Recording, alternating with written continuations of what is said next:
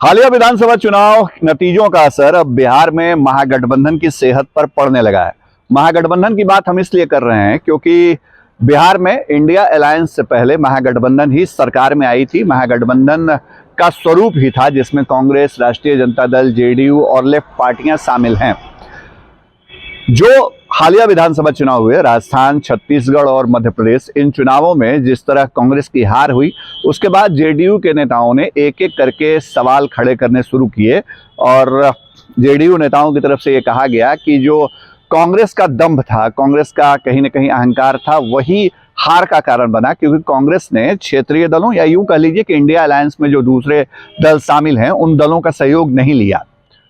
अब पहली दफे ऐसा हुआ है कि कांग्रेस की तरफ से जवाब दिया जा रहा है जेडीयू को। कांग्रेस विधायक दल के जो नेता हैं उन्होंने आज मोर्चा खोला। शकील अहमद खान ने सीधे सीधे कह दिया कि हमने मजबूती के साथ चुनाव लड़ा, भले ही हमारी हार हुई हो, लेकिन कोई हमें नसीहत नहीं दे सकता है। कांग्रेस अब बिहार में जेडीयू के सामने झुकने के मूड में नहीं है और राष्ट्रीय जनता दल, जो उसका नेचुरल सहयोगी रही है राष्ट्रीय जनता दल, उसको भी अपने तौर पे कांग्रेस ने एक तरह से अल्टीमेटम दिया है बिहार कैबिनेट विस्तार को लेकर के। दरअसल कांग्रेस को ये समझ में आ रही है बात कि जो पिछला प्रदर्शन रहा विधानसभा चुनावों का, जिन राज्यों में चुनाव हुए, वो प्रदर्शन बिहार में सीट बंटवारे का आधार बन सकता है। उस प्रदर्शन को कोट करके जो राष्ट्रीय जनता दल हैं और जेडीयू के नेता हैं वो कांग्रेस के ऊपर दबाव बना सकते हैं और आगामी लोकसभा चुनावों में कांग्रेस को कम से कम लोकसभा सीटों पर निपटाने की कोशिश हो सकती है। यही वजह है कि कांग्रेस अब पलटवार के मूड में आ गई है।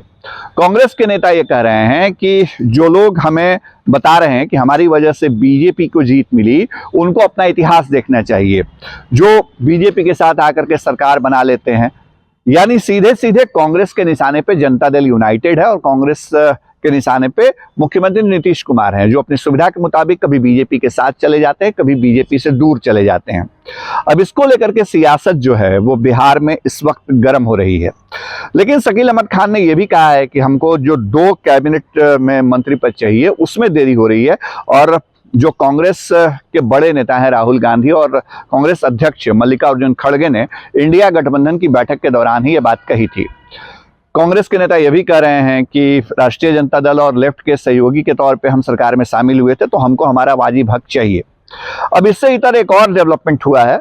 जेडीयू के नेता भले ही अब तक बयान देते रहे कि कांग्रेस अपने रवैये के कारण हार गई विधानसभा चुनावों में, छत्तीसगढ़, मध्य प्रदेश और राजस्थान में उसका प्रदर्शन अच्छा नहीं रहा, लेकिन नीतीश कुमार ऐसा नहीं मानते। नीतीश कुमार का भी बयान आया है। नीतीश कुमार ये कह रहे हैं कि कांग्रेस ने लड़ाई लड़ी, कांग्रेस को वोट भी कम नहीं आया। हाँ, नीतीश कुमार की चिंता इस बात को लेकर के जरूर है कि जो इंडिया अलायंस बना, इंडिया गठबंधन बना, उस पर आगे बातचीत नहीं बढ़ रही है। नीतीश कुमार ने आज जो हालिया विधानसभा चुनाव के नतीजे आए उसके बाद पहली दफे मीडिया के जरिए प्रतिक्रिया दी, या यूं कह ले कि पहला रिएक्शन ही उनका आया। उन्होंने कोई बधाई संदेश भी नहीं दिया था किसी राज्य में किसी पार्टी को जीत पर। तो उनका पहला रिएक्शन जो आया है, इसमें उन्होंने कहा है कि इंडिया गठबंधन में अब एक कदम आगे की बात होनी चाहिए। नीतीश कुमार ये कह रहे हैं कि अब सीट शेयरिंग पे बात होनी चाहिए, क्योंकि साल भर लगभग निकल चुका है इंडिया गठबंधन को बने हुए और अब तक बहुत ज्यादा हम आगे नहीं चल पाए हैं, आगे नहीं बढ़ पाए हैं। जल्द से जल्द सीट शेयरिंग पे चर्चा होनी चाहिए, जल्द से जल्द उसका मसौदा तैयार होना चाहिए। नीतीश कुमार ये बातें कर रहे हैं। अब बिहार हमेशा से देश की राजनीति के केंद्र में रहा है और बिहार से कई बातें ऐसी निकलती हैं जो राष्ट्रीय स्तर पर राजनीति की धुरी बनती हैं और यही वजह है कि एक तरफ कांग्रेस यहाँ जेडीयू के ऊपर पलटवार करती हुई दिख रही है, कांग्रेस के नेता जेडीयू के नेताओं को जवाब दे रहे हैं, तो वहीं दूसरी तरफ नीतीश कुमार ये कह रहे हैं कि कांग्रेस जो है अब, या जो इंडिया अलायंस है, अब उसको आगे बढ़ना चाहिए, बहुत जल्द से जल्द कदम उठाने चाहिए ताकि 2024 के लिए बहुत देर न हो जाए। दरअसल मुश्किल ये है कि जो नतीजे आए हैं इस बार विधानसभा चुनावों के, उन नतीजों के बाद ये माना जा रहा है कि जो सेमीफाइनल है 2024 के पहले, उस सेमीफाइनल में बीजेपी ने बढ़त ले ली है और बीजेपी अगर ये बढ़त लेके आगे बढ़ती है तो 2024 के लिए जो ब्लूप्रिंट तैयार किया नीतीश कुमार ने इंडिया अलायंस का, वो ब्लूप्रिंट जो है वो एग्जीक्यूट नहीं हो पाएगा और वैसे में बीजेपी को सीधे सीधे फायदा पहुंचेगा। दूसरी तरफ कांग्रेस, जिसे ये लग रहा था कि शायद वो इन राज्यों में अच्छा प्रदर्शन करेगी, बीजेपी को अगले पटके नहीं दे देगी, उस कांग्रेस के हाथ भी खाली हो गए हैं। तो खाली हाथ जो कांग्रेस खड़ी है, उस कांग्रेस को उम्मीदें अब बिहार में कैबिनेट के अंदर अपनी हिस्सेदारी की है। जवाब जेडीयू को दिया जा रहा है और नीतीश कुमार ये कह रहे हैं कि अब बात आगे बढ़ाइए, 1-to-1 फाइट के मसौदे पे आइए और सीट बंटवारे को लेकर के अब आगे बढ़िए। मतलब अगर ज्यादा वक्त जाया किया तो 2024 में नरेंद्र मोदी की वापसी हो सकती है, बीजेपी और बढ़िया प्रदर्शन कर सकती है। ये चिंता और डर दोनों चीजें नीतीश कुमार दिखा रहे हैं। 17 दिसंबर को तारीख तय की गई है जो इंडिया गठबंधन की अगली बैठक है उसकी, और नीतीश कुमार ने अपने तरफ से अब हरी झंडी दिखा दी है कि वो इस बैठक में शामिल होने के लिए जाएंगे।